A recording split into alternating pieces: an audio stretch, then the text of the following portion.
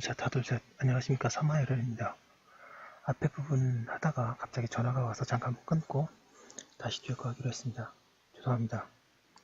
송덕수 교수님과 제10판 심리임박 강의 상해도 1175페이지 판례 이어서 보겠습니다. 사마이럴 TV 질책 구독 추천을 부탁드리고 유튜브 구독을 권합니다. 채권 압류가 경합된 경우에 있어서 그 압류 채권자들 중에 한 사람이 전부 명령을 얻더라도 그 전부 명령은 무효가 된다.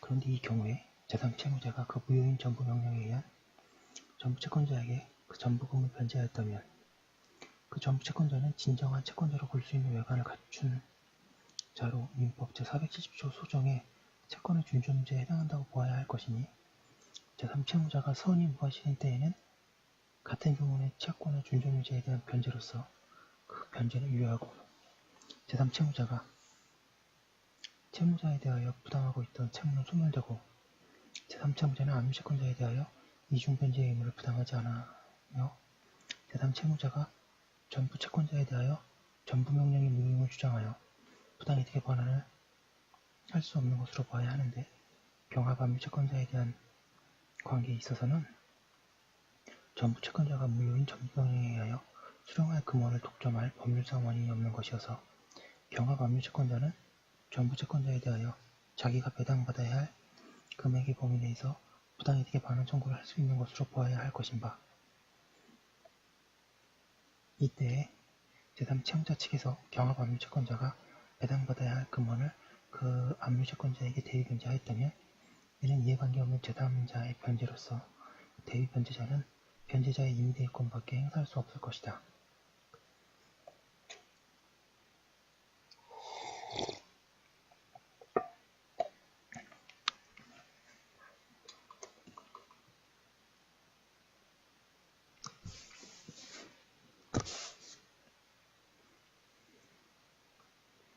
그러나 제3채무자가 이 변제금을 변제함에 있어서 선이 무과실이 아니었다면 제3채무자가 전부 채권자에게 한 전부금의 변제는 효력이 없는 것이라고 할 것이고 또 그것이 경합 압류채권자에 대하여 불법행위가 될 수 있는 것이니 제3채무자는 경합 압류채권자에 대하여 그로 인한 손해를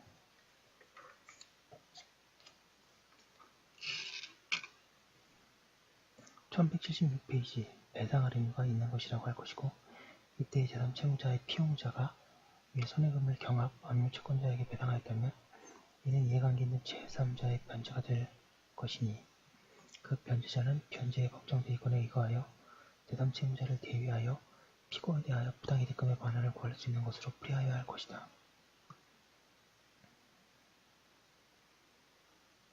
어떤 자가 스스로 채권자를 하지 않고 채권자의 대리인이라고 하면서 채권을 행사하는 경우에도 채권의 준점유자로 되는가?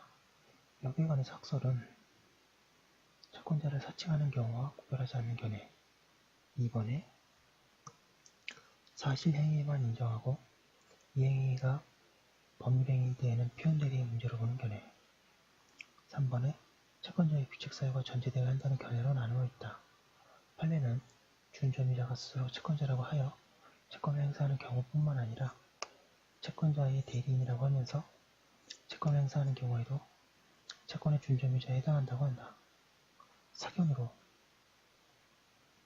채권의 준점유자 제도는 선의로 변제한 자를 보호하기 위한 것이므로 준점유자로서의 요건이 갖추어지는 한 대리인으로서 행사하는 것을 특별히 다루어서는 안 된다. 그리고 이 행위가 법률행위라고 하여 달라질 이유도 없다. 결국 일설 및 판례가 옳다.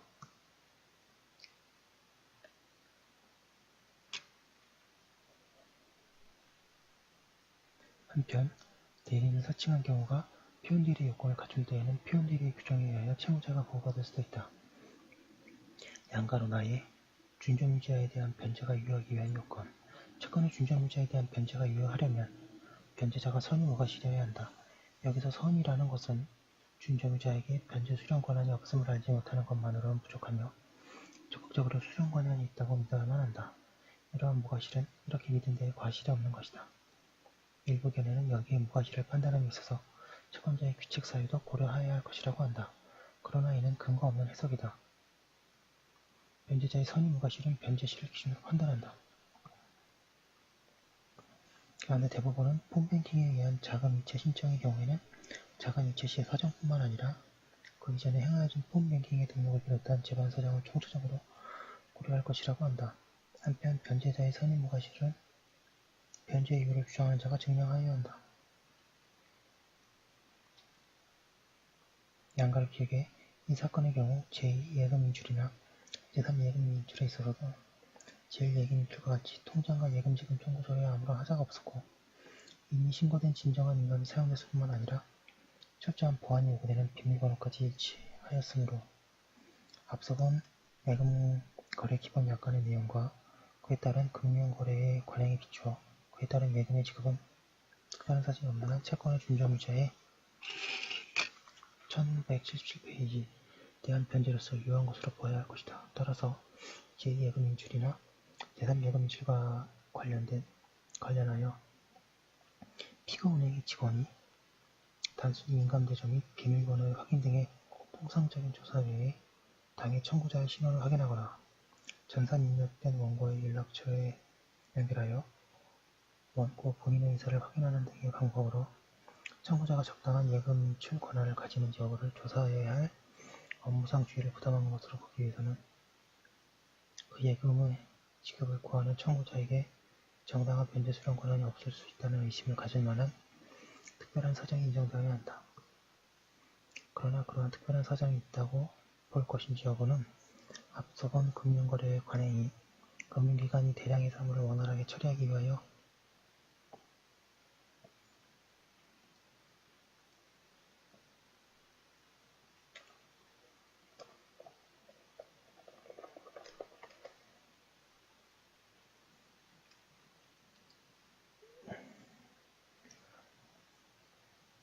필요해서 만들어진 것이기도 하지만 다른 한편으로는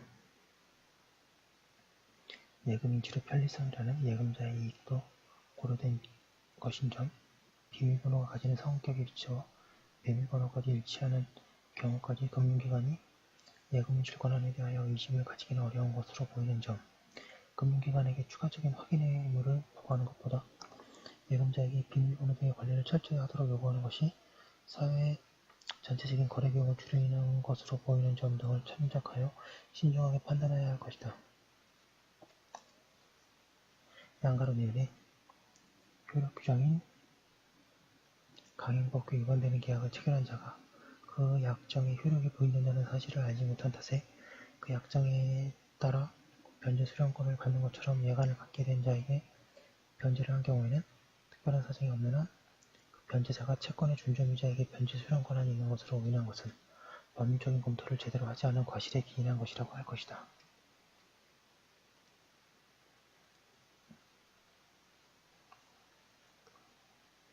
양가로다. 준점유자에 대한 변제의 효과. 채권의 준점유자에 대한 변제가 위와 같은 요건을 갖춘 경우에는 어떻게 되는가?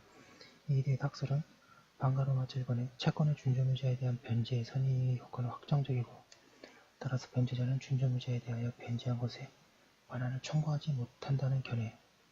2번 원칙적으로는 일설과 같되 진정한 채권자에게 이중으로 변제한 때에는 예외적으로 준점유자에 대한 반환 청구권을 인정할 것이라는 견해.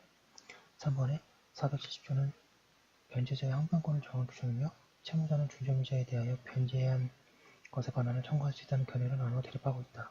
그리고 8년은 일설과 같다. 즉, 채권의 준점유자에 대한 선의 변제의 효과는 확정적이고 따라서 변제자는 준점유자에 대한 변제한 것에 관한을 청구하지 못한다는 견해입니다.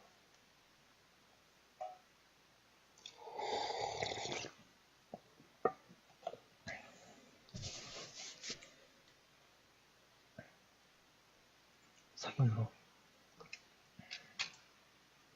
470조는 변제가 효력이 있다고 주장하고 있으며 변제를 가지고 채권자에 대항할 수 있다고 주장하고 있지 않다. 즉 이는 변제를 절대적 확정적으로 효력 있게 하는 방법으로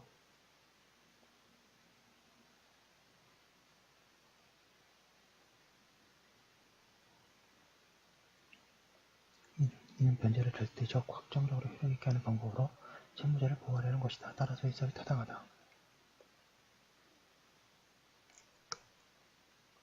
사견인 1설에 의하면 준점유자에 대한 변제가 유효한 때에는 변제자는 준점유자에 대하여 반환 청구를 하지 못하고 진정한 내부 채권자만 부당이득의 반환 청구를 가진다. 물론 준점유자에 대한 변제가 무효인 때에는 채권을 소멸하지 않으며 채무자가 진정한 채권자에게 다시 변제하여야 한다. 이 경우 변제자는 수령자에 대하여 비체 변제를 한 것이 된다.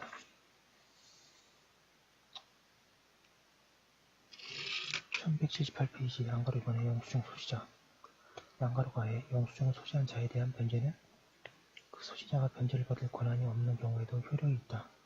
그러나 변제자가 권한 없음을 알았거나 알 수 있었을 경우에는 그러하지 아니하다. 영수증의 변제를 수령을 증명하는 문서인데 이 규정에서의 영수증은 진정한 것만을 밝히며 위조된 것은 포함되지 않는다. 다만 위조된 영수증 소지자에 대한 변제는 경우에 따라서 제470조의 채권의 준점유자에 대한 변제로 될 수는 있다. 양가로 나에 앞서 본 바와 같이 영수증 소지자에 대한 변제가 유효하게 되려면 변제자가 선의 무과실이어야 하는데 그 증명 책임은 변제가 무효임을 주장하는 자에게 있다. 양가로다. 영수증 소지자에 대한 변제 효과는 채권의 준점유자에 대한 변제의 경우와 같다.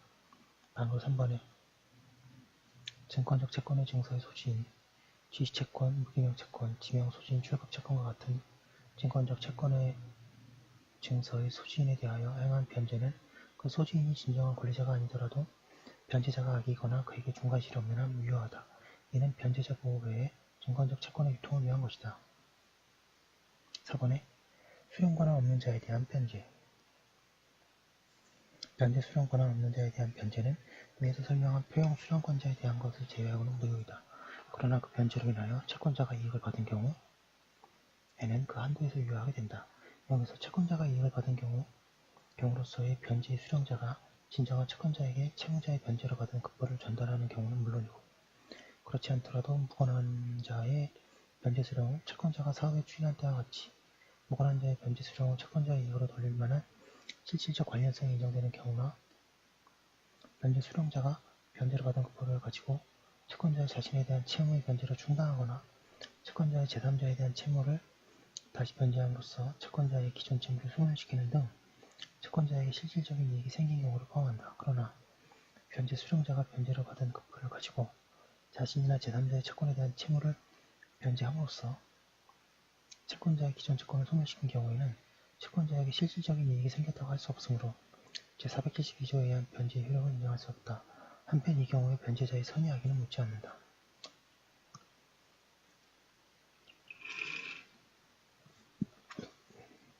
1179페이지 판례가 보겠습니다.